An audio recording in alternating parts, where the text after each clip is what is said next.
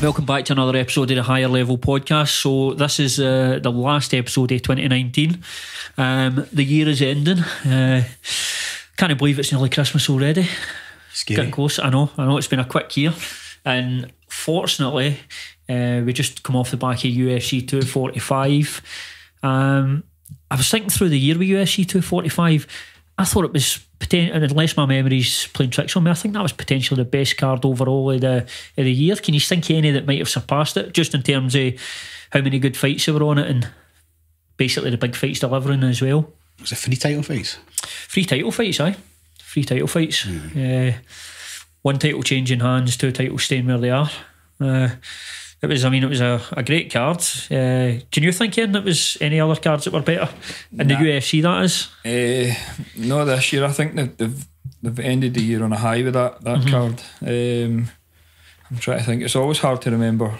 You always remember ones for the end of the year because it's most recent, but I don't think so. I think from top to bottom every fight was good. The matchmaker's done a great job with that card. Because that was the last pay-per-view of the year. We've obviously got one more card coming up this weekend, but I mean, for most people, you're probably looking at that card that's coming up and you're going to be looking at the Edgar Crane Zombie fight, potentially Superboy as well. It's not obviously going to stand out as much as a pay-per-view card, but I guess the main thing is jumping right into the main card, UFC 245. So start off with the fight everybody was talking about before. It was Colby Covington, Kamaru Usman. I thought that fight delivered in every aspect. It was a thoroughly entertaining fight. 2 guys fought brilliantly, I thought. I fancied Colby to get the win. I thought he looked awesome in his last fight. I thought he was going to be a bit too much for Usman in terms of volume of his strikes. But I think Usman showed he was quite an intelligent fighter the way he fought the fight, and obviously getting the finish in the end as well. He started finding his range as well, Usman, and it showed that his striking's a bit cleaner as well, I thought. Obviously that helps working with Henry Hooft as well, but and obviously he's got the power advantage, and that seemed to start playing into the fight. And I think the other thing as well is I know a lot of people are talking about Colby's stamina and stuff like that, and it maybe wasn't there, but I thought obviously the body shots definitely had an impact, and obviously the broken jaw, that's got to have an impact in the cardio as well. That was a great fight. It was better than I expected. I actually thought it was going to be a bit of a letdown after all the hype, but it was almost like both of them have came with an agreement to kind of leave it all in the cage, which was cool. I picked Usman to win. I actually thought he'd win a wee bit more convincingly than what he did. I've been in the same room as both those guys separately, and Usman is massive, like naturally just a much bigger dude, and he's probably a better athlete. Covington actually is quite a small welterweight, which it helps him, I think, with the cardio. Yeah. But Usman's a specimen at that weight, and he's fought at middle before and stuff. The fight was excellent, but I think that was the best version of both guys you've seen to date as well. They both turned up like good, and then Usman he showed some stuff in his striking there that you've not seen so far. So it's like a lot of credit to Henry Hooft, what you're saying, but his style, Usman's style, suits Henry Hooft. Like, he works well with certain types of fighters. Him and Gilbert Burns and Johnson and stuff. These aggressive athlete guys will always do really well with that coach. It was, let's say, it was a really good fight, and it's probably the best Usman we've seen. And Usman's been a problem for everybody in that division for quite a long time, and I think the cream's finally risen to the top in there. I would have said, looking at that fight, they two are definitely probably the 2 best welterweights on the planet at the minute. For what I see in there, I don't see any better than them sitting in the top 10 at the moment. But when they replayed that strike that caught Colby that broke his jaw, I think it was like the mandible jaw that cracked or something like that. I think it was just one of the ones. Usman obviously is a powerful striker, but I think Colby had his jaw slightly open as well, which is probably because it looked devastating, that punch. It was pretty grim broken jaws. One of my mates got broken jaw in a Thai fight, and it was horrible. Just see his jaw hanging down for. I mean, it must take a lot of balls coming back out for a second, and never mind come back for 2 more, like Colby did. It's no that as well. It's, you know, when you come back out with that broken jaw, you know you're getting hot on there, because he's been getting caught with the right hand he was getting caught quite a few times with the right hand, and I think out with obviously all Colby shit talking, complaining after it and all that, when you just look at Colby the fighter in there, I think I don't think his stock went down in terms of him as a fighter. I think he probably, there was a lot of people maybe that aren't necessarily hardcore fans looking in there were surprised at how good Colby actually is, because I think sometimes the shit talking makes you think he's a bit of an idiot. He was excellent. He was excellent. I think even you've seen him arguing with guys like Masvidal and that, and they're going on about what happened in the gym and how they used to do this and that to him in the gym. But I'm the same boat as you. I think the only guy in that division right now that beats him is Usman. I don't think Masvidal would beat him. I don't think Leon Edwards would beat him just now. He can. We said this before when we spoke about him. The dude can fight and he's getting better. It'll be interesting to see how he comes back for this with his confidence knocked and his whole gimmick and stuff. So I was going to take a bit of a blow with that, but you can see he's already moaning about Mark Goddard calling it a quick stoppage and stuff like that. It's maybe to save face a wee bit, but it was good. With regards to the stoppage, what did you think about it? Did you? Because my opinion was anyway that he broke his jaw a couple of rounds earlier. I felt like he could have probably let it go a wee bit longer just to see if Colby could have got out of the situation he was in.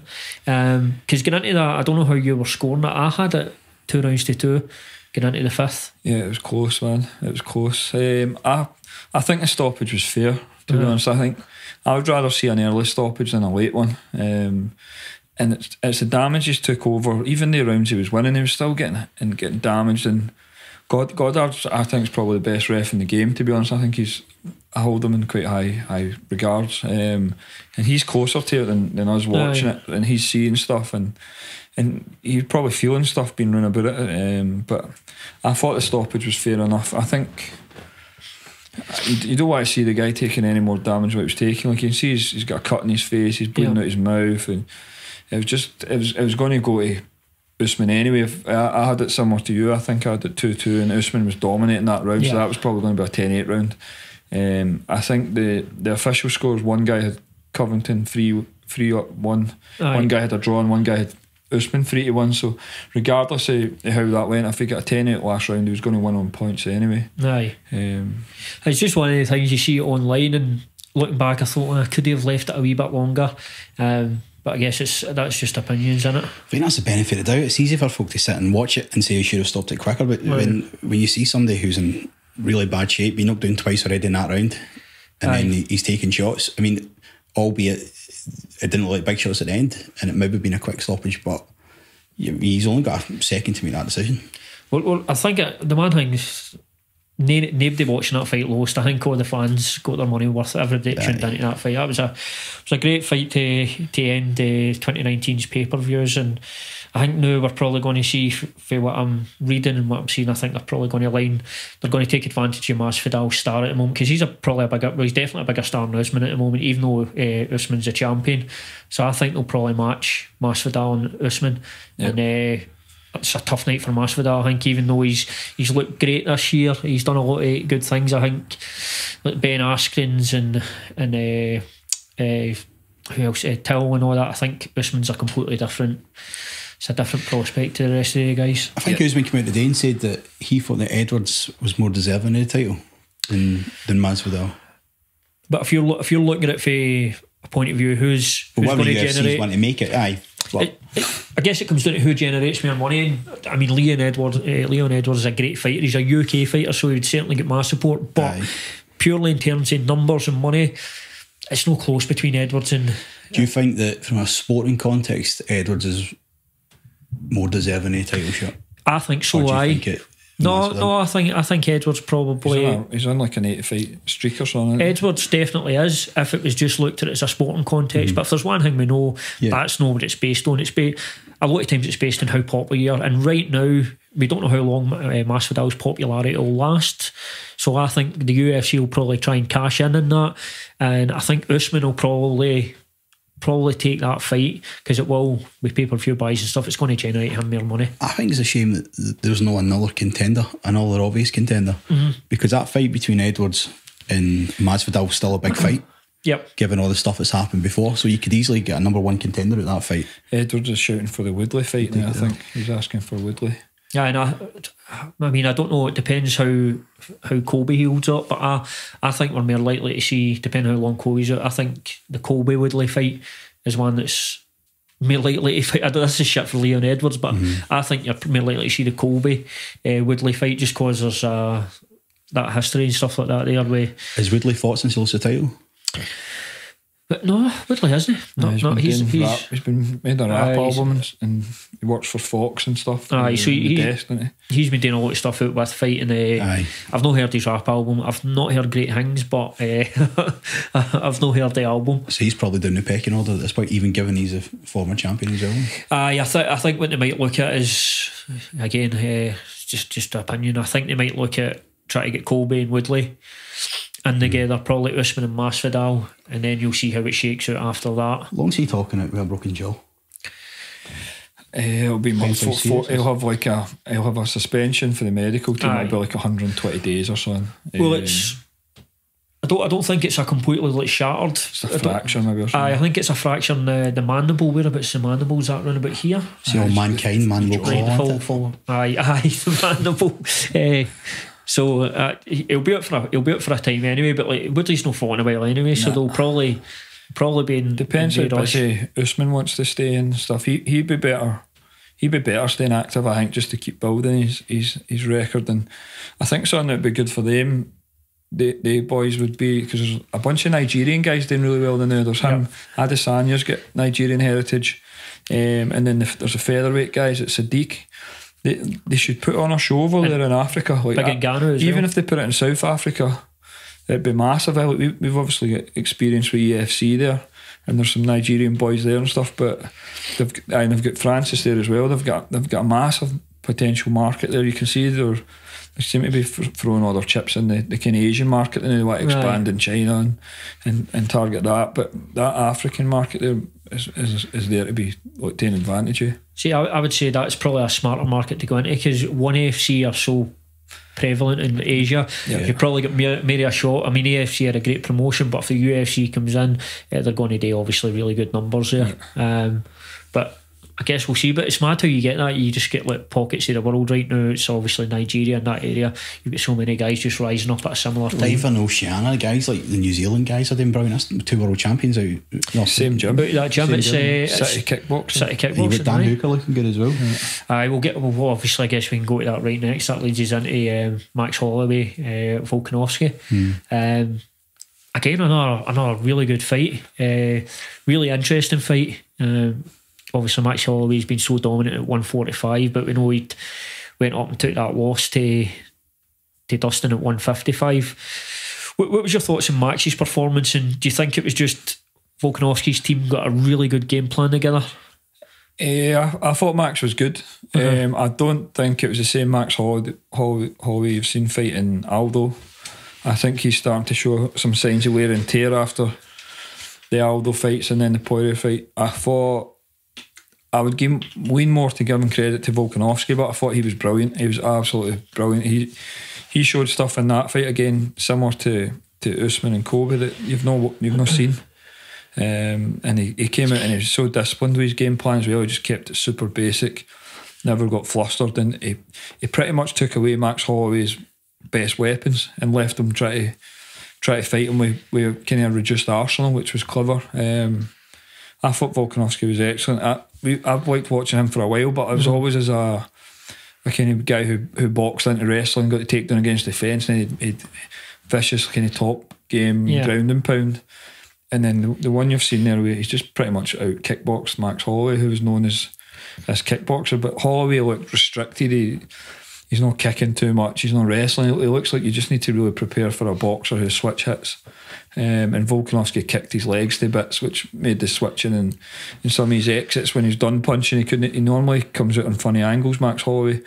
And when his leg got damaged, he wasn't hitting those exits the same way, and he was getting touched up a wee bit more. But Volkanovski looked really good. Again, what you were saying about that team's really, they're one of the best teams in the world now. And there's him, Adesanya and Hooker are causing trouble everywhere. And it looked as well, it was interesting when they spoke about the game plan going into Max, because obviously Max had lost to Dustin but then beat Frankie, and they spoke all week about Frankie had their own game plan, And then they'd spoke about the sort of game plan to beat Max was Max is a rhythm fighter, and you see that with Max, he gets better as the fight goes on. He just gets into a groove, and once he hits that groove, you're fucked basically. And it seemed to be that's the plan, obviously, with leg kicks, and just don't let him get into that rhythm, break the rhythm. And he also adapts Holloway, like he's excellent round 4 and 5. He's usually like that's when he starts pulling away for guys, but he never got the chance to adapt there because of the legs kind of taking his mobility away. If you watch even the Aldo fights, Aldo had a lot of success with him in the first 2 rounds in both the fights, but then Holloway's got him figured out by the 10-minute mark and starts taking over, and Volkanovski just didn't let him figure him out or take over. It's really good. I think, I don't know, but Max didn't seem overly keen in the post-fight about doing a rematch, and I think Max he's been really active. I think probably the best thing for him is to go and take a wee bit of time and just step away. I think you need that, not just physically, but probably mentally as well, because it's the pressure going into fighting continuous title fights. And you think he should move up?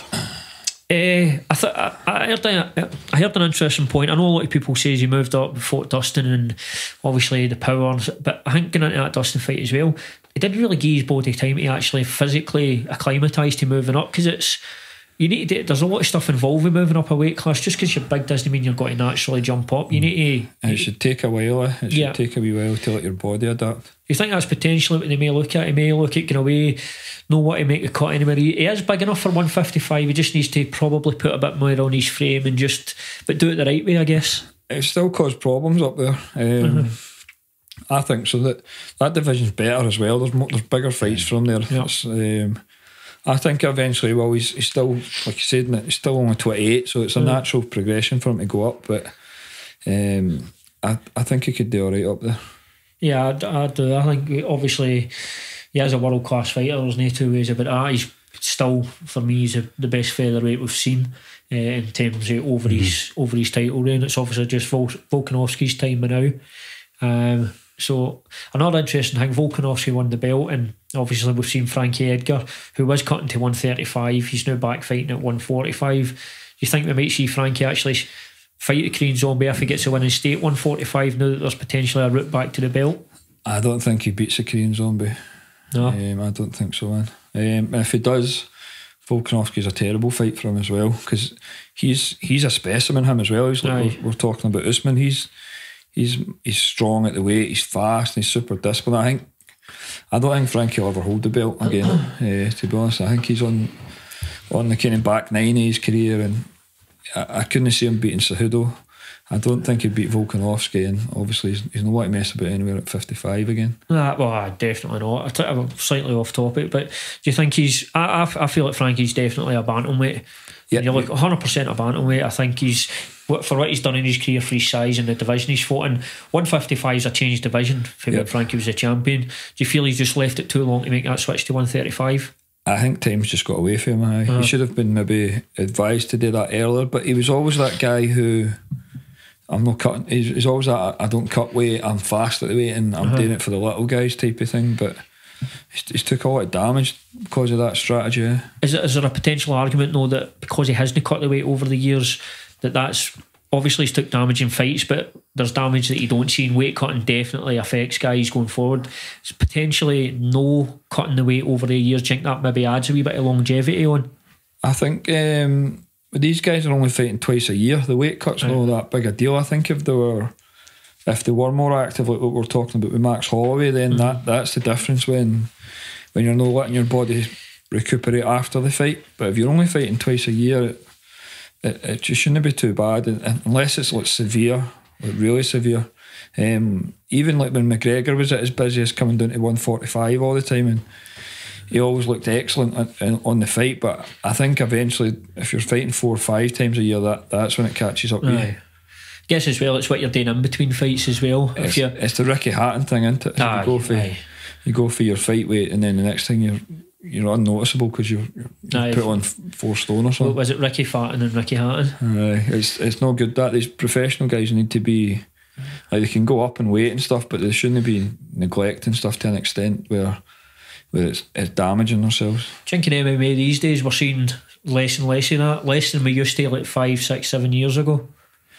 I think at the elite level, you kind of need to. Aye. And you also need to be doing that, so if you get a short notice call, you can make the weight in 2 weeks and stuff. Yeah.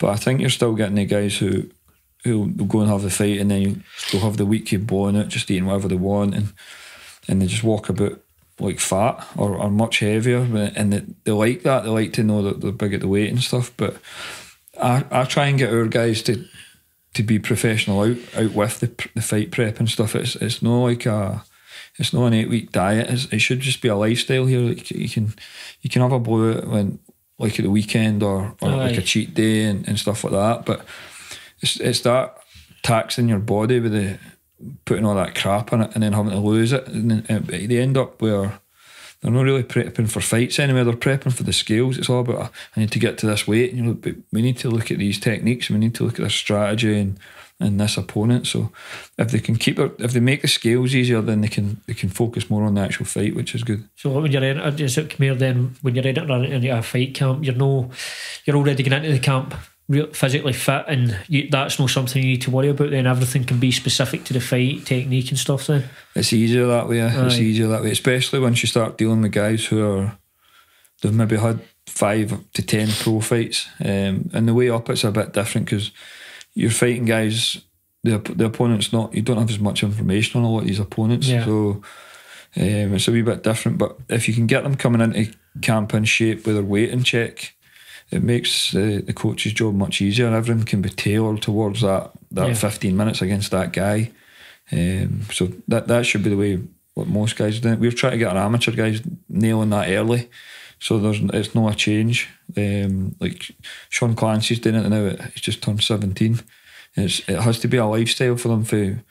For him, it's like he's been fighting for 16. He could possibly fight till he's 36. Yeah. So he can do whatever he wants after he's done at 36. But for the next 20 years, it's like he's saying, "This is what I want to do."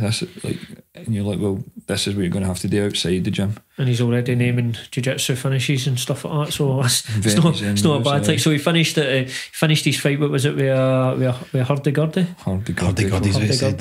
So do you know what the hurdy-gurdy is? Does he? I still don't think it's a real move, to be honest.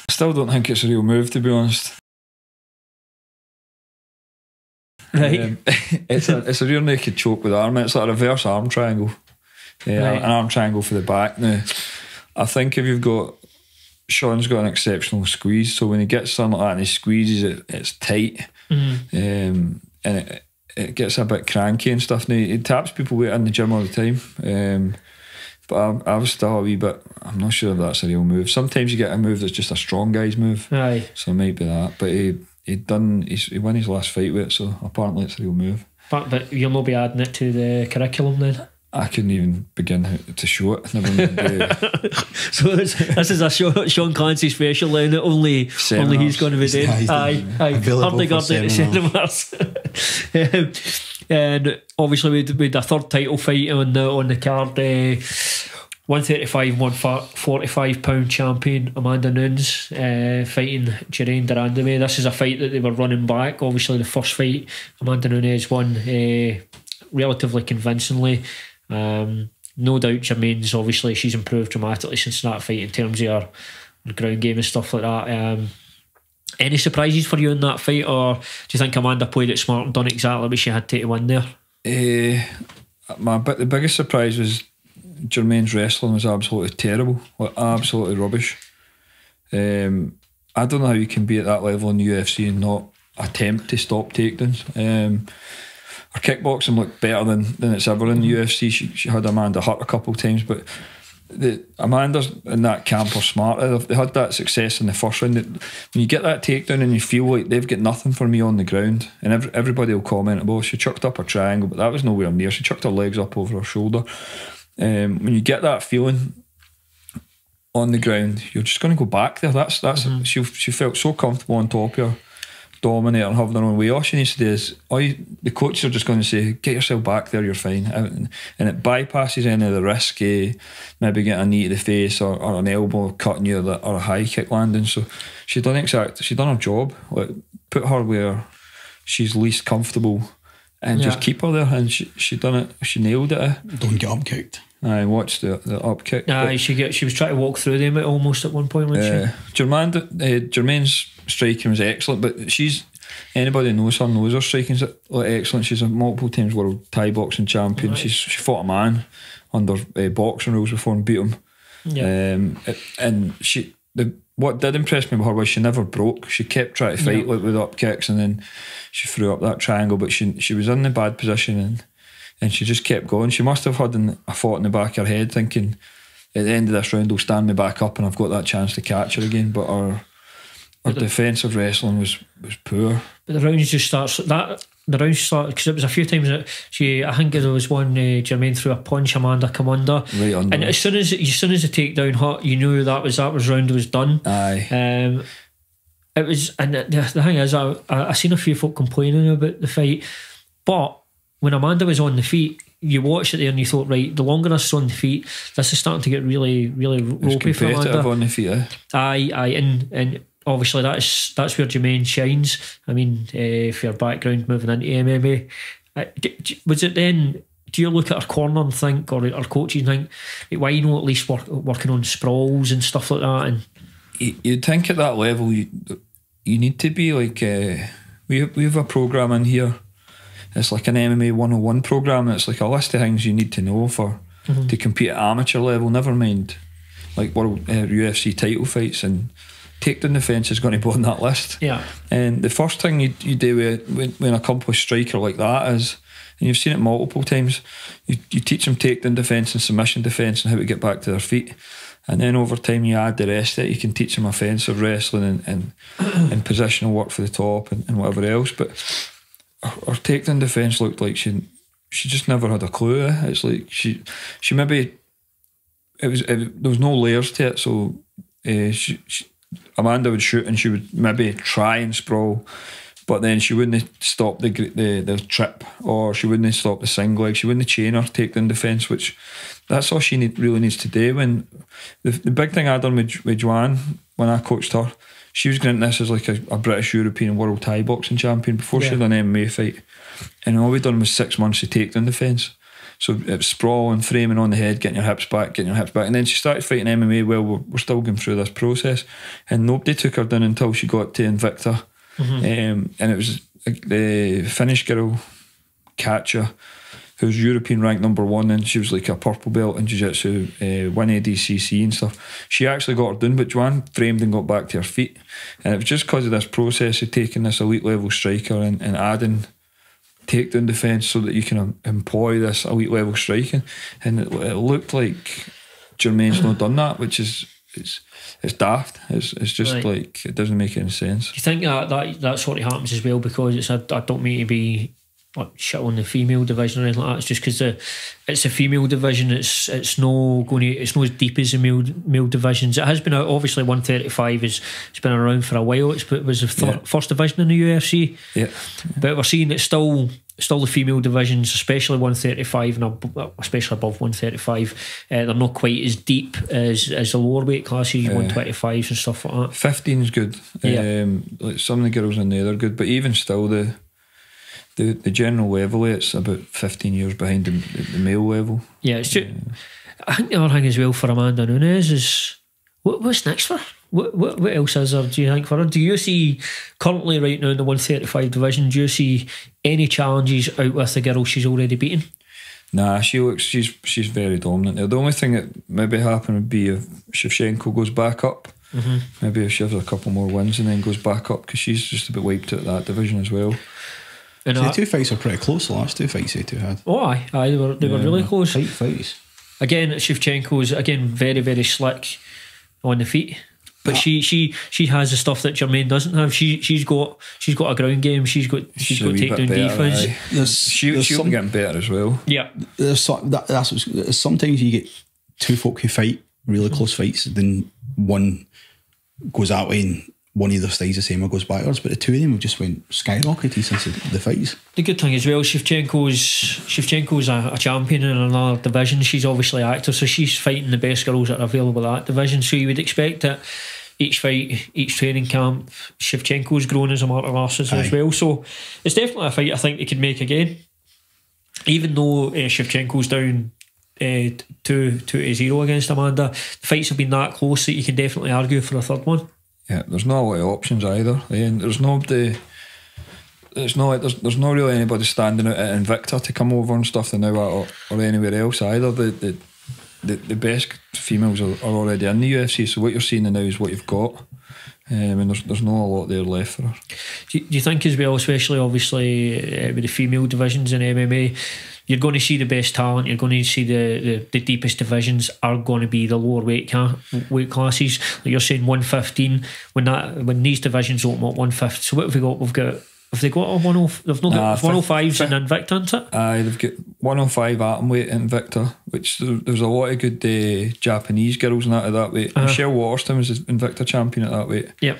At one point in 15, 25, 35, 45. Christ knows what's happening in the UFC. But you got two. Who have you got in 45? Megan Anderson. And that's about it. Is Aspen Ladd? Cyborg was like 145 at one point, wasn't she? Aspen Ladd's 35. She could probably go up because when she missed, she had that notification for California. I mean, she missed the weight and then she came back in like 30 pounds over 35 or something. To be honest with you, I think you probably see any female 145ers that are natural 145ers probably end up in Bellator, because that seems to be where a lot of the bigger girls are going at the moment. But then we had the 3 title fights. Then a fight that I was really interested in, just purely because it's obviously Aldo, Marlon Moraes. Marlon Moraes is pretty big for that weight class anyway. He cuts down, and then Aldo. We'd seen the pictures leading up to it. It didn't look great, but it seemed they done it right. They seemed to do the weight cut right, and he looked good. I thought he won, and I think most people watching thought he won. I thought it looked good. The takes for that fight pretty much was Aldo's body punch was frightening again. He's the best, pretty much the best body puncher in MMA, and he was actually from combination punches to the body, which you don't see in MMA. And then people harping on about the leg kicks. I think he threw 2 leg kicks and both of them got countered, so he stopped throwing them. And everybody keeps going on about Aldo's leg kicks, but the last time he had the last time they caused any change in a fight was the Uriah Faber one. Since then, the first thing most guys are going to do is, when you're fighting Jose Aldo, is bring in somebody who's really good at leg kicking and get comfortable. And since then, everybody who he's tried to leg kicks countered it. So he's kind of not adapted his setups for them. So he's still throwing them the same way off the left hook, and people are countering them. So he's not daft. He's going to stop throwing them. But do you think a lot of people that are complaining about leg kicks have never actually thrown a leg kick and had it checked? Probably, because it's not pleasant. But I thought Aldo won. I thought it was a good fight against a dangerous guy. I felt a bit sorry for him not getting the win, especially because he's coming off the Holloway losses, then he had the Jeremy Stevens win, then Volkanovski's beat him, and it's like a bit of a rocky bit for him. It's one of the ones as well. He's went down, and it's not like he's went down and fought a guy sitting maybe out with the top 10. He went down and fought the number two. Well, is he no number 1 actually? Was Moraes no number 1? I would probably will be. Right, he was against Cejudo Fitz as well in that fight at the start. First round. Aye. And he kind of faded a wee bit, so I think Dana White's already said about making Aldo and Cejudo, so that'd be a fight. I like it. Aldo's got good takedown defence. I think obviously he's extremely dangerous as well. It's definitely a good fight, and I could probably see why Cejudo looks at the 2 bantamweight fights on that card, and we'll obviously go to the Peter Yan and Uriah Faber fight. Probably looks at that and thinks to myself, right, well, Aldo's a bigger name. Peter Yan's not got a massive name, and he is a scary man at that weight. I think he's the more dangerous fight. Well, going in the show, because obviously we're talking about Peter Yan and Uriah Faber. Uriah again, he's come back now. I mean, Uriah still looks good for 40, but that was a horrible matchup to take. I thought it was a terrible fight for him. They gave him a decent matchup for the first one back with that Ricky Simone guy, because he eats overhand rights for breakfast and he can't stop him. So they've taken Faber's best punch and put it against a guy who can't stop it. And he's a decent fighter, him, but he's no Peter Yan or Aldo. Right. But Jan's a proper prospect. I mean, seeing him fighting, I think it was M1 or ACB. It's one of the Russian shows, and an English fighter called Ed Arthur went out to fight him. Yeah, he was a really good fighter. He was a Bama champion and stuff, and he went to points with him. But Peter Yan looked tremendous against Ed Arthur, and then you can see him as he's going through. He's running the UFC. He's special. He's one of the guys I like to watch. Everything he does is perfect. It's basic. It's just clean fundamentals, which if you're a coach, that's what you want to see. You tell young guys to go watch this guy, watch this guy. I think Garbrandt's won that fight. I think that's a terrible fight for him. Because it's no. It's one they might. Don't get me wrong, they might make it, because I think the UFC will lean towards Aldo, and again I think they've probably given Faber to him, and it is a terrible matchup. But there is an element of probably Faber's got a really good name. Peter Yan's a prospect. For the Peter Yan point of view and the UFC point of view, it's probably a smart move to help build Peter Yan. They always sell that as Cody's coming in to avenge his coach and his teammate and all that shit as well. So I would put that fight on. I think Peter Yan punches his head off as well. Again, he's unless he's fixed what got him those losses, that wee streaky losses, unless he's went away and fixed that, and that's a hard fix as well. He was getting countered while he was throwing. Then Yan beats him, I think, most times. I would go Yan versus Cody, and then let Cejudo fight Aldo. Worst case scenario, you get one of the guys fighting Aldo, or you get Cejudo fighting one of the two. You're going to get good fights either way. When you look at the matchups between all three, I think Peter Yan matches well against all of them. He will be champion him, I think, at some point. I think. Well, if you look at Marlon Moraes, a very dangerous fighter. If Peter Yan got that sort of offence off on Henry Cejudo, I don't think Henry Cejudo survives. I think he's very lucky to survive. Peter Yan just seems that there's like venom in his strikes, and he seems to, he just lands right in the right places. It's like you say, it's really clean. His positioning, his timing are frightening. You can see when he's hitting Aldo, the effect it's having on him. Aldo's got good balance, and he's fundamentally he's no super clean and stuff like that. He hits hard and he overextends and overcommits, but he's good at what he does, and you could see Peter Yan just bullying him, cut the cage off really well. And anytime Aldo got a wee bit of success against him, Faber got some success with him, Peter Yan just took it back straight away. And it looked like, you could see early on, it looks like this is a bad match, and then it cuts to the crowd and Faber's new baby's in the crowd with his wife and stuff, and you're like, oh no. Yeah, you don't want to be seeing that. I like to say as well as when Faber, you did notice as well when Yan was throwing his offence, he was in the right position after it. And it was a bad matchup for Faber. And personally, I've always been a fan of Uriah Faber, but I think you get to that point with a fighter, it's like he's 40, he's got successful businesses and that. I mean, is he realistically going to get to the belt again? I think the answer's probably no. I hung about him in Sweden now. He's hyper competitive, and he proper loves fighting. But I hung about with him. We were in Superior Challenge fighting. And he was there at corner a guy called Casey Escola, who fought Bruno Carvalho actually. And Danny ended up actually cornering Casey with Faber. And we went for dinner with him and stuff like that. And he'd just sold, he had a company called Torque. Yeah, I remember them. And he sold them to K-Swiss for $8 million. And he was telling us about it. I built this MMA brand company and I've sold it. And he's smart, him. He owns a lot of property and his gyms and stuff. And it's kind of cool because he doesn't need the money, but he obviously loves fighting. I think he's done it since he was a kid. But even like I think he was done about 35, 36. Never mind, he's 40 years old, and you can't chuck guys like that. And with these young guys coming up, it's not nice. And it's basically the young eat the old in this sport. So Jan's built his reputation on that win now. He's beat Uriah Faber, the ex-WC champion. And I think it's a tough one though, because they did that twice with Cerrone. And it backfired. Well, it worked right for the UFC with Till because he built Till off the back of that. But then when they put him in with the other young guy, Cerrone came out on top. And now you've got Cerrone fighting McGregor. But Cerrone, I totally get that. But then you fall into that weird position of being a gatekeeper. sometimes if you're the gatekeeper at the fighter, sometimes a young guy will come up and the young guy won't live up to the test, but sometimes you're going to get the killers that are going to go and be champion, and they can really cause you problems, because Uriah took some serious damage in that fight, and that's got to have an impact. I mean, you've got a guy who's obviously an intelligent guy, successful outside the fight, and he's got a young family, and that is. But then I guess it's all got to come down to Uriah. If he wants to keep fighting, the UFC will ultimately probably let him. I think he went away and tried to do the submission grappling thing. He had that grappling match with Nicky Ryan, and then he was slapping him about. He was trying to collar time, and Nicky Ryan's like a 16-year-old. Like super grappler for Danaher. He got in trouble just for smashing him about the head. And I think he's probably been like, do you know what, I didn't get the same enjoyment.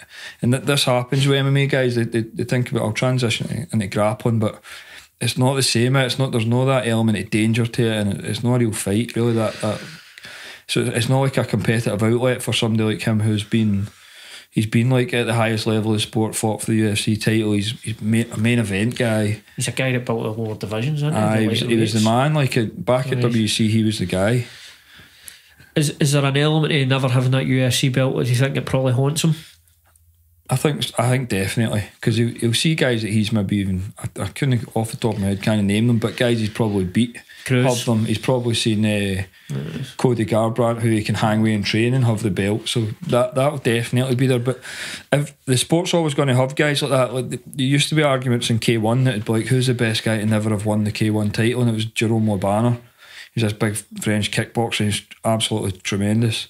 But he always fell short at the last minute, and that's similar to Faber and even Cerrone's like that. It's like he gets so close to it and he maybe takes the wrong fight, or even he gets the fight and it's like he just can't get over that final hurdle. That was always going to be Bisping to that point, but then obviously until the short notice turn around, didn't have to think about it too much.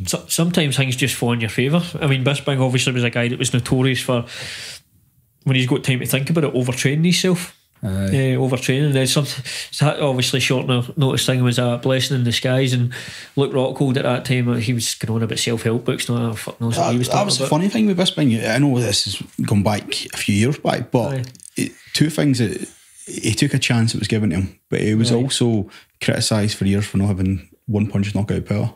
And what did he do when he knocked the guy out?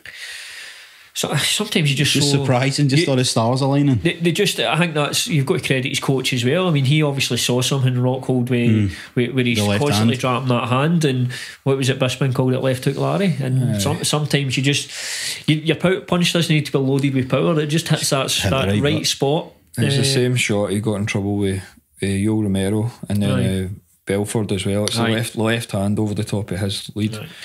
So then that Jason Perillo guy, that Bisping improved massively when he went to Jason Perillo. Like his boxing, his footwork and stuff get better. He's probably seen that and they've drilled it. He's a really good coach. Obviously with Bisping, where it came to the end is, I think you've seen it in the Gastelum fight. He was getting hot with shots that he literally just couldn't see.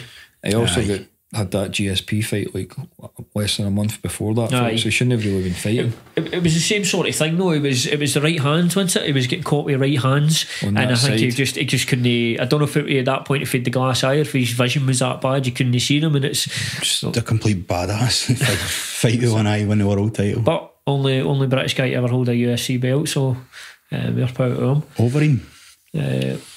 Well, that's stretching into it. He never held a UFC belt. I thought he was an interim champion, no? No, Overeem's never. Getting Overeem's. Who am I kidding? I don't know. Overeem's never. No, did he not take it off Lesnar? Was that somebody else? No, that was just Lesnar's comeback fight. And that was, I mean, you literally, I was watching the fight and I would have failed a PED test watching the fight. It was. Did you see? Did you see? Obviously, Overeem's last fight. Won every minute of every round, and then was it Rosenbaum or some sort of name fighter? He's matched against Ngannou now. That was a nasty uppercut in it. That was horrible. Took half his lip off. That's horrible. I think that's probably the worst. Probably one of the worst cuts I've seen. I think we might see worse on Rosen. I don't know. That was the same cut that Adam Stevenson got fighting on top. Mind his lip ripped in half up to who's it up there? Marcin, the Polish. Oh, Vizarek, or what do you call him? He was the guy that was on Tough. That was a horrible one. Because Robbie Lawler had a similar one. I thought Marvin Easton was always that was always the one for years. It was always the most horrible cut. Robbie's looked even worse because he was screaming after the fight, mad bastard. Mike Perry's nose was probably up there as well. Aye, Probably grim. Aye, that was a bad one. That was Jeff Neal. That was. I mean, that's tough for Perry. That's. I think that's about what, 5, at least 4 or 5 losses now in the span of. They'll keep him a bit, but he's fighting fit. Again, well, that's it. He does. He's good. He does the right things on social media. He does give you exciting fights, win or lose. He's entertaining. People like him, so they'll keep him around because you need guys like that in the UFC. Not everybody's going to be a champion, so yeah. they've got to fill the roster. Overall, though, really good card. Really enjoyed it. I liked it. I thought the bantamweight fights were excellent. The one. Was it Rob Font? I think it was a good fight as well. Yeah. And then sometimes when you see the three title fights and you're like, that's 25 minutes of fight, then you add the build up and everything else. It got to like maybe 3:30 in the morning. You're like, shit, there's 3 of these 25-minute fights still to come. But they were all enjoyable. You can tell they're enjoyable because they go in fast. And it was decent, but it was a good card. And the other thing as well, normally when you get three title fights, and every one of them, obviously the Usman fight didn't, but it was very close to going the distance. They all go the distance. Usually some of them, I was born, but all of them were good fights. They were decent. They had them in the right order, I think, as well. Yeah. I think if you'd messed the order a bit, maybe there could have been an argument for putting Amanda Nunes last because she's like double champ and whatever else, and they had them in the right order because it was like a good fight, then a better fight, and then like probably fight of the night last. Aye, so it's all in really good fight to good pay-per-view to end the year. Yeah. So obviously moving on for the UFC, let's talk about the gym and what's happening. So we've got a couple of fights coming up, so I think we'll start with the Cage Warriors one, so you can just tell us who's fighting. Obviously Luke, Scottish fight. He's got the flyweight title fight the 20th of March in London. So he's got the French kid at Fedina, I think, who just beat Sam Cressy. So that's signed now. Got signed 2 days ago, so massive, big one. Massive opportunity for him. When did you get the news? Did you kind of get a feeling this was going to come after his win against Petro Menga? We thought it would, and then we kind of got surprised where we never got it straight away. And I think they did a couple more fights. I think Adam Asman during that fought again, he lost. So I think that kind of it's put us in a position where Luke was the only kind of clear guy to kind of put it for the title now. So it's worked out in our favour. So I think coming off that Menga fight, it was a natural progression for him. Yeah. If Menga had won that, there'd have been there wouldn't have been anybody else in the contest for it. Right, that's title fight for him. So it's turned out well. It's turned out how we wanted it.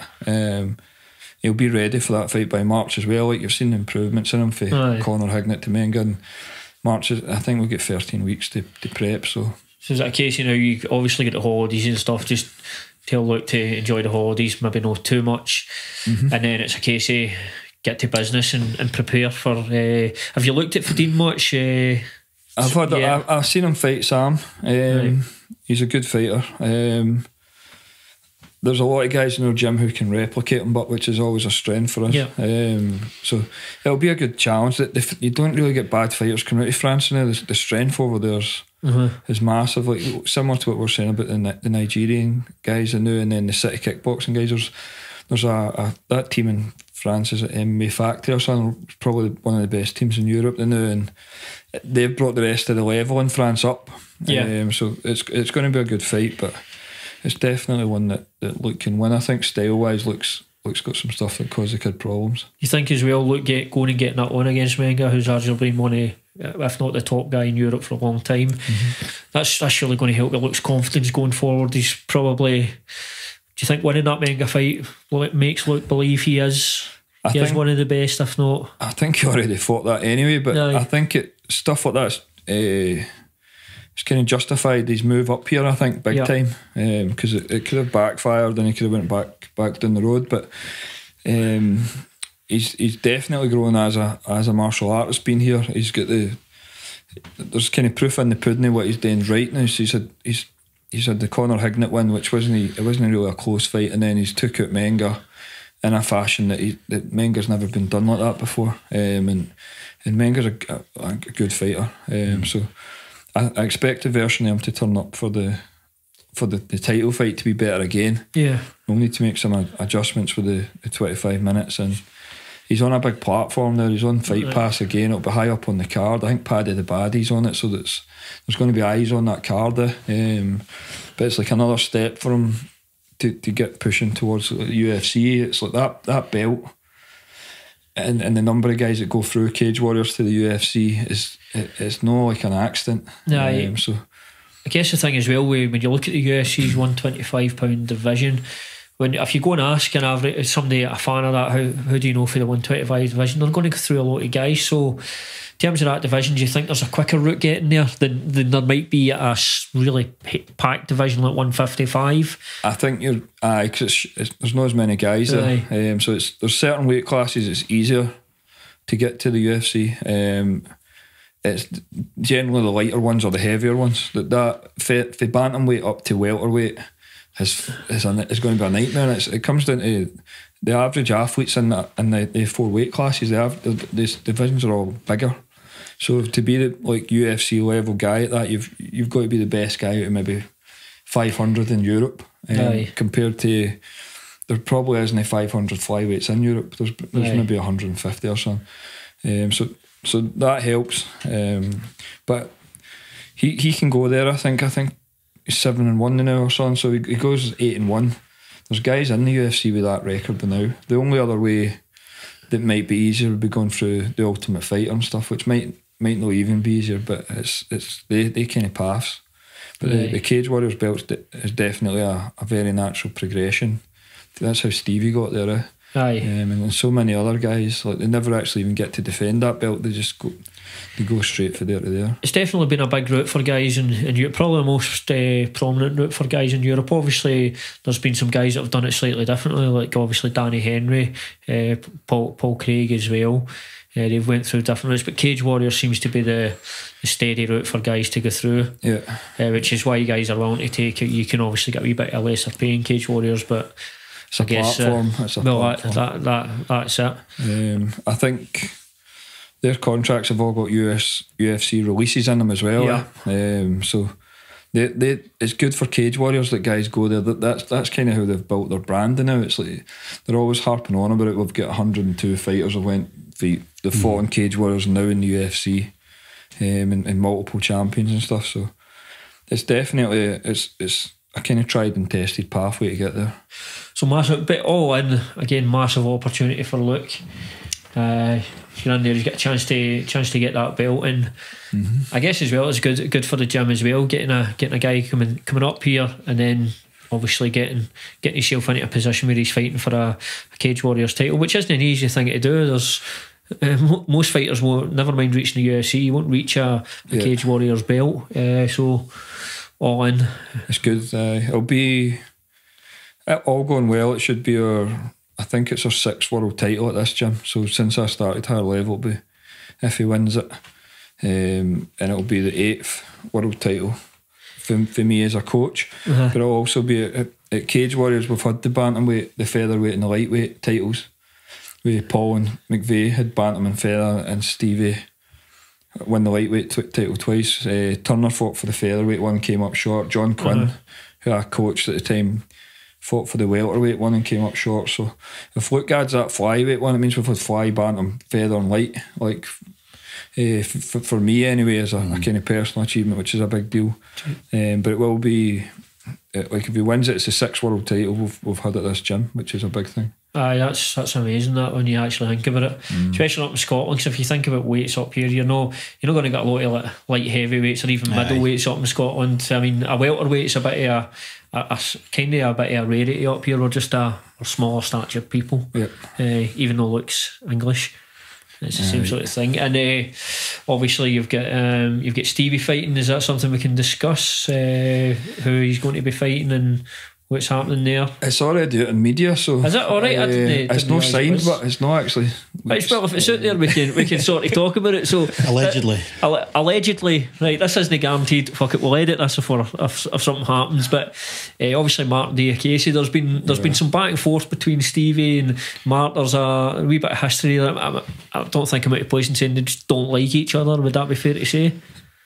I think that they've been sniping each other a wee bit on social media, but whenever they're actually running about each other, they don't talk or anything, but they're not like they've been in the same room and nothing's happened. But the fight is apparently happening. Stevie's just signed, or in the process of fixing his next contract. I think it's his 5th contract with the UFC. Yeah.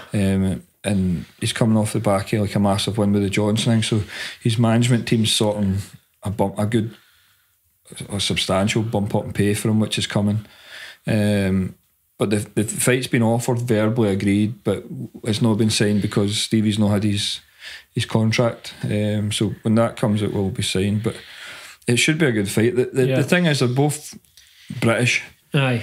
And it's like it's bragging rights. Who's the number 1 guy at the weight in Britain? So Stevie was when he kind of beat Ross Pearson. It bumped him. He's the top guy in the UK. So that's a natural thing with fighters. Everybody wants to be the best guy at their weight class in their country.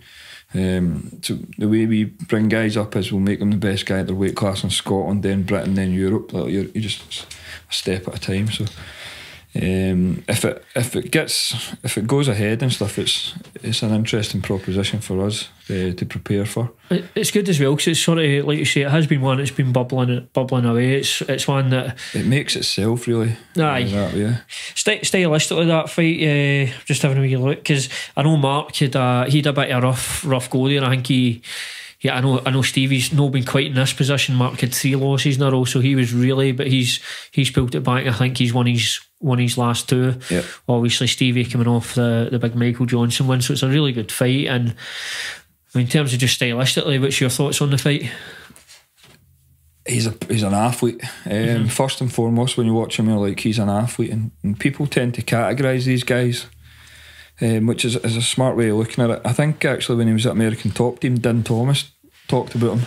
Yeah. And he'd quite an interesting theory about putting guys into categories. I can't mind him. It's like an athlete, a fighter, a martial artist, a competitor, I think it was. Aye. And he put him in the athlete one, whereas Stevie falls firmly into the fighter one. Stevie wants to fight. He does some stuff really well. There's some gaps you've seen get exploited with the losses. I think the losses all coincided with him going to American Top Team. Yeah. And he just never, I don't know what happened there, but he never looked the same. When he was coming up through the UK rankings, he was an absolute monster. And then since he's back training with Danny Mitchell now, which has probably been the best thing he's done. Excellent coach. He works a bit with Liam Harrison, the best Thai boxer ever come out of the UK, who's again excellent coach, and he's looked better for it. Style wise, the last 2 guys he's had was Lando and Joe Duffy. They're kind of tailor made for him. And then the 3 losses was Drakkar Close, off the top of my head, Nazarat, who trained with Stevie, trained with him for a bit. So it was Closer, Hooker, and then obviously Nazarat. So there's stuff the guy's done that can be copied. Nazarat we know quite well. Stevie done that camp with him at TriStar. So there's stuff there, but I expect Mark will be getting better as well. Like I'm saying, training with Danny, he should never have left the UK to go to America to train. I think he's been chucked in there and he's just another number, whereas Danny will look after him and fix what needs fixing. That gym's flying now. Danny's gym, they've got guys winning everywhere. I think at KSW with Scott Askin and the guy, is it Franco, I think, just won that bare knuckle boxing world title off James Franco. Ricardo Franco, whatever. But that gym's exceptional. So it'll pose some challenges for us to deal with. But so we just got to hope the fight goes ahead and happens. It'll be a good one for Stevie to kick off the year. A sort of bit of a battle of Britain. I think he wants it next year's 3 times, and then Danny's in the rotation now as well. So we're just waiting on word for his fight, and I I've got a feeling he'll probably end up on that London card because he's been on the last two, I think. So that means we're doing there. We've got the Cage Warriors World title on the Friday night in the O2, and then the next night would be the UFC. So it's a big weekend. Aye, I really it will be a big weekend. And in terms of other stuff for the gym, what other guys have you got any other guys lined up for the start of 2020? We're just matching now. There's a couple shows in Glasgow in February. Which shows are on? Is it Evolutionary Combat? Evolutionary Combat Fees back out, right? And we're going to get some of the amateurs on there. I think the pro side of that card's done, and then on top we're meant to be on, which, to be honest, we could do with them putting on a show in Glasgow. So I've just gave them a list of names, like a decent size list of names as well, and I know if they match them, those guys will sell a lot of tickets as well. So hopefully the other clubs are kind of getting behind that show this time. The last couple, I think they've had not enough interest to let the show go ahead. That's a shame, because for years that was the biggest show. I've honestly I've missed On Top. I really have. It's a good show. I like On Top. I like James. I like Tam. I like what they do. It's just a shame, but it's, you know what it's like for regional promoters. The margins are so fucking fine. I think it's changed quite a bit. I mean, when it first started, you fought in the first card in Celtic Park. Big, obviously prestigious arena. There's no amateur fights on the first couple cards. The first few, Stevie fought in the tournament. Kafal Pendred, guys like that fighting. Masoko, all these guys. Was all that Masoko fighting? Was that Dean Caldwell? He fought. He ended up fighting Stevie, didn't he? He fought in the 4-man tournament against Stevie, and he definitely. I know he fought Dean Caldwell, and he beat Dean Caldwell. Yeah. I think Dean Caldwell was training at done it at YMC in Wishy. YMCA. But any of the other guys like Marmor Fall fighting in it as well. He fought Dale. And it was just, and then it got to a point Sergio Grescio fought on it, like lots of really good guys. What'd you call your man? Oliver Pascal, was it? Pastor. Pastor, sorry. He fought Grescio on it. So it was like a proper premium show. You were getting those things on Sherdog where it was like 10 fights to watch this month. Aye. And you'd get a couple for the UFC, a couple for here, and then you were getting on top fights on that. Like whenever they put a show on, they'd have a European ranked number 3 versus a European ranked number 4 and stuff. And it's just it's a hard business promoting fights. I ran about 35 shows back in the day, and it's stressful. It's good when there's when you know, it's a lot of guys that run these shows. I mean, they're taking a big financial gamble as well.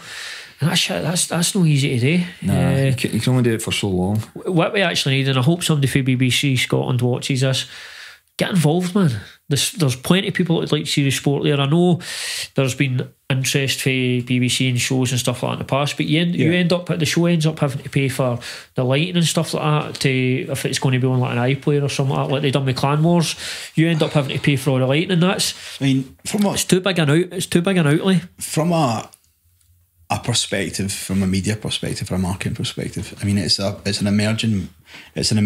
keep saying it's an emerging sport. It's the fastest growing sport. We've said that for the last 15 years. But within Scotland now, they're selling out the Hydro 12, 14,000 people. And any time they want to do it, they can do it. I mean, it's pretty straightforward. Only the UFC, but only the UFC. When the ACB's got about 300 folk there. People are going on about how's Cage Warriors not coming to Scotland. Cage Warriors are not daft. They'll not sell at Scotland. The last time they came to Scotland, I think they were in the Kelvin Hall with 600 people there. But they're not daft, Cage Warriors. They don't have a guy there like Paddy Pimlet who you can put in Liverpool and who'll sell like 500 tickets to sell. And there's some of the guys down in London and stuff, or Jack Shore when it went to Wales. They've not got that up here. They'd have to put it up in Inverness for Ross. Aye. And it's like, logistically, that's a nightmare for people to get to. Well, who you got? You've got, and there's maybe not even a venue up there. All the guys that are in Cage Warriors realistically are for the Highlands. So you've got Aidan Stephen, you've got Paul McBain, you've got Scott Malone, who's like Dundee Perth area, and then you've got obviously Ross. But there's no shows in the Highlands. I mean, this is the thing. I mean, these guys coming down fighting here, like Ross Houston fighting, Aidan Stephen fighting. When you see these guys are on top, sometimes they're selling the mere tickets to all the rest of the guys. Aidan always brought a bus or everything. They should fire a show up in Aberdeen. Aye. It's accessible for all the guys, but the Cage Warriors are not going to come here because they're probably not going to sell out a venue in Glasgow. It's a catch-22 up here with shows, because I think Cage Warriors could do alright. I think if they I think obviously Kelvin Holly 600 that didn't go well. I think there's enough fans up here now. They couldn't go with a big. You couldn't go with the Hydro. That's what's like ACB. Brayhead, I'm not 4,000. sure. 4,000. I thought there were a couple of times 4,000 in there on the ice. What about the ice arena up in Kirkcaldy? You get 3,000 in there, I think. Aye, but you can then block it off to what was not to put it down. But it's a catch-22 up here, right? So they say it's like you're saying, it's an emerging market. You need somebody like a BBC Scotland, right? So there's a dedicated BBC Scotland channel. You need people in there that are, first of all, fans of MMA. It's got to take somebody like that getting involved and taking a chance. That's what's got to help with sport, or a massive star coming through. I don't see them taking a chance. I don't see where there's a chance to take. From a media perspective, what they're getting free content. The content's king. Everybody needs content, right? So what are they doing? They're championing a sport that's already got thousands of people in this country liking it. You've already got ready-made people off in the doing it. Well, you've seen that BBC Alba, fire it on there. Aye, well, it's content. My examples, they done it with Clan Wars, didn't they? So in Northern Ireland, so they done it with Clan Wars. Didn't even put it out live. What they done is they filmed it and then they put it on the iPlayer. And I'm assuming they done that to see what the interest was like. They could easily I don't even know if these shows would have it, but imagine they had a library or their back shows. So on top's about 15 events, but imagine they'd professionally filmed the 15 they've got. Right, here's a back. That's what EFC done. Remember, was it Euros Extreme Sport or Extreme Sports channels it was on? Yeah, it was on. You're getting reruns of fights all the time. So before we dealt with UFC, I'd like, I've seen this promotion on some random Extreme Sports. It must be pretty good. And then you start watching the level of fights, and you're like, the amateur fights in this country are better than some of these guys. But by the time the Europeans and that started getting out, the standard had got massive, and they were now in like casinos and stuff out there. But they were giving away all their content to start with. Guys, the same with the UFC. The UFC are here having it in Bravo 5 times a week. So it's the only way you can do it. But okay, so if you look for the BBC's point of view, right, what they need to invest, they're not putting on their own show. So all they're really doing is covering it. We better go to Channel 5. The BBC's old fuds. Listen, I only put point BBC to BBC Scotland because I know there was interest. But all you're doing is you don't even have to show the shows. Just cover the sport. Just talk about regional sport. They barely talk about the UFC when it comes here, and they've got like four that's people fighting in it. From a media perspective. I mean, we're the biggest gym in the country in terms of the number of professional guys, champions, the track record, all the rest of it. I tend to look after a lot of the media stuff when it comes to the gym. I can't even think I can probably count in one hand how many big papers or big organisations got in touch with us for interviews. I mean, you've got the guys at the Daily Star, you've got Tom at the Daily Record. Our local paper massively supports the gym, the West Lothian Courier, which is fantastic. Guys like Callum and Stuart who get involved with it, and it's great for that point of view. But I mean, we're talking about guys fighting in arenas all around the world, multiple world champions. This is why we've got the podcast. These guys, most of these guys aren't the reporters either, to be fair. We were in the hotel for the Johnson fight, and Stevie had some media stuff to do, and some guys phoned, Stevie will know this guy's name, but I'm sure he's for BBC Scotland or something like that, and his first question to Stevie was, have you recovered for getting knocked out in your last fight? And Stevie's just went on the defensive with the guys. Like, I don't want to be talking about this 2 days before this fight. He hadn't researched anything other than what was his last fight. He couldn't tell you who fought in his last fight. Never asked about his preparation or anything. And Stevie's like, I was like, what is it with these guys? It's like I'll give you an insight into that. See, most of the media guys out with most of the media guys are actually fans of the sport. See, the actual media guys that are working full time in media, they've only been told that week, oh listen, you need to do this MMA thing, and they're no bothering their arse. Most of the guys that actually do interviews and that are interested and will ask the right questions can't do it all the time because they don't make money off it. I personally speaking for myself, I know MMA has cost me money. It's no made me money, it's cost me money. Don't get me wrong, I've had to change it. It's an interesting thing because I've seen previously I've had things like press credentials where I could go and cover. I covered the UFC I think once or twice and a few other different things, and you get to meet the other people who are doing it as well. So I mean, it's funny to see the people who are covering the sport and what their views are, and it's funny because I think we live in a bubble sometimes when we look at MMA, when you're involved in MMA, because you think everybody should be interested in it, and then you look at mainstream and half of folk don't care. They don't want to talk about it. No. But look, how many, as a country, we're no great at sport. No, you know what I mean? Besides maybe darts and snooker, pub sports, curling that James mentioned. But you've got guys here fighting on a world stage. Our biggest problem is football, probably, to be fair. Most folk I speak to about MMA, it's they've got basically Conor McGregor, that's one you'll hear. Out with that, half the people I speak to, they don't have a clue. And that's some folk that are actually MMA fans, they still don't really have a clue. I think people, I think we have to be careful. I think people are interested in watching fighting. Aye. I don't think people are necessarily that interested in knowing the fighters. The way the UFC promote their guys, it used to be with those all access shows and stuff. You get to see, I remember the ones with Sean Sherk, and you see him at home with his family, and then he's talking about his kid, and then you see him going to fucking shopping and all that, and you build up like they sell it so you actually think you know this guy, and they don't do anything like that anymore.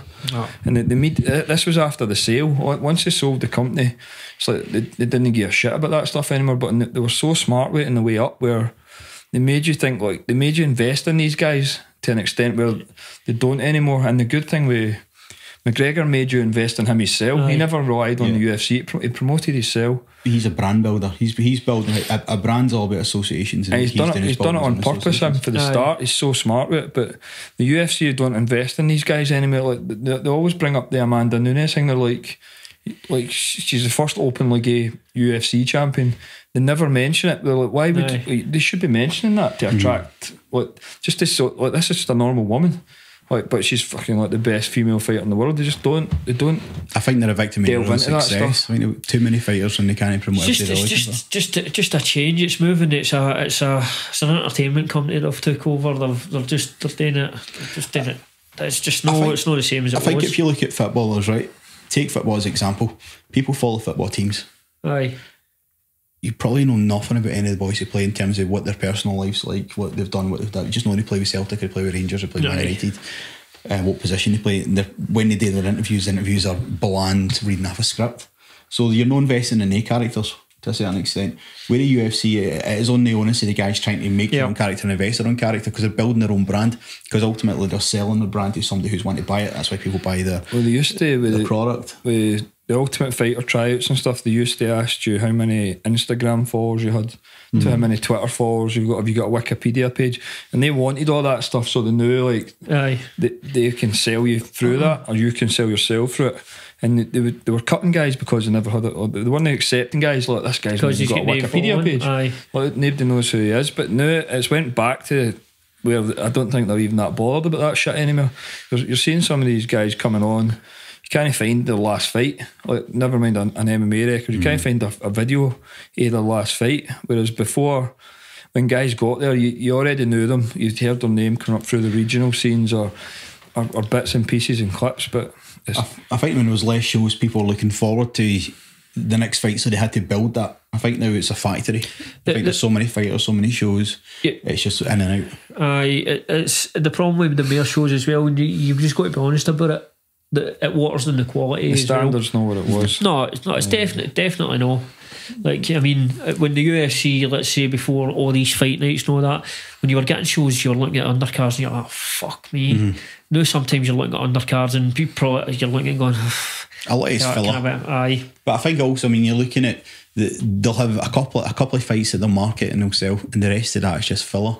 They're bringing in guys. I mean, I always thought what they would do is they would do a UFC 1 and a UFC 2, a UFC pay-per-view, and then UFC on Fox or UFC on ESPN, and that would almost be the feeder league to go through and fight in the PPV. That's kind of what they're doing with Dana White Contender Series, and to probably a lesser extent, given its track record, Cage Warriors, because they're bringing in stuff under the Fight Pass banner, and then people who are excelling at that level are getting the jump. Or they're bringing in where there's an opportunity to rise. They need a light heavyweight, they need a heavyweight at short notice. They'll throw a line to somebody to come out. It's what are you looking for? I mean, are we looking for people to fill cards? Are we looking to build fighters? Or are we looking for quality? Well, that's it. It's just the way the sport's moving. I think at some point I think the bubble's burst a wee bit in terms of. I think they'll need to rein back some fights, and I think that'll probably happen at some point. They'll probably look at the numbers and maybe slow down with fight nights. Not depending on how the deal is with ESPN, I'm not sure. But I mean, overall, it's been. That's what I was going to ask you. It's been a pretty good year. Looking back here, 2019. What particular fighter stands out for you this year as MD? I mean, I'm leaning to probably Masvidal's the one for me, just because of where he was and he's kind of reinvented himself this year. Aye. He's probably, for me, he would be my fight of the year just for what he's done. Him or Adesanya, I think. Yeah, I would go with Masvidal as well, just because what he done's different. Adesanya's on his way up. He's like that young killer. Whereas Masvidal, you're like, there's a chance for him just to become a gatekeeper, journeyman. He's one of the guys everybody knows he's excellent, but you're like, is he just never going to make it? And then he just exploded this year, and it's the nature of the wins and stuff.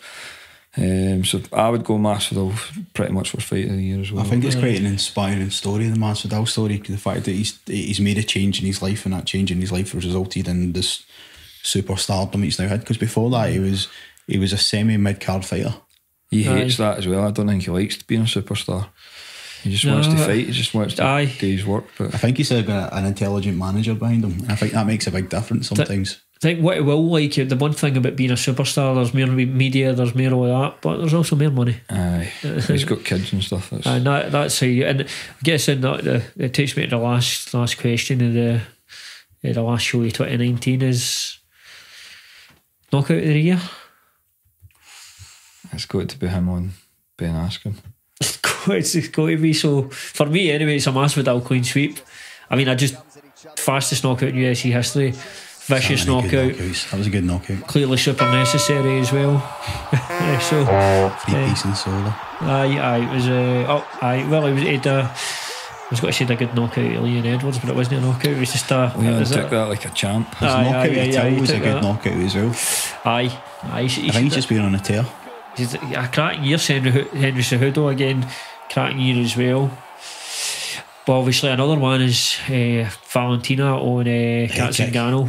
Oh, that was like a baseball bat. Aye. I think there's been so many great knockouts. Aye, it still doesn't beat. I don't think anything tops the Askren one, because it was Askren as well. And so when they showed you the video of him training it the day before, aye, and how they talked about it, that's when you're like, you can appreciate it a wee bit more, because a lot of people will maybe say, oh, he's fluked it, he's done him, it's a fluke, but then you're like, he spent months prepping this. Right. So I would definitely go with that for KO of the year as well. And Dustin Poirier had alluded to it, that they had something special lined up, and they certainly did. Yeah. And that almost obviously Askren had one more fight, but that put the Askren and the UFC question sort of to bed, I would say. Yeah. So that's pretty much us for tonight. So last episode of 2019, no bad run so far this year. Everything's going well. Big 2020 coming for the podcast. So for everybody that tunes in, we do appreciate it. Just continue to support the show. You need to subscribe to the YouTube channel. Obviously go on and like the Higher Level Facebook page as well. And yeah, we'll have more fun content coming for 2020, and obviously Merry Christmas and a Happy New Year when it comes.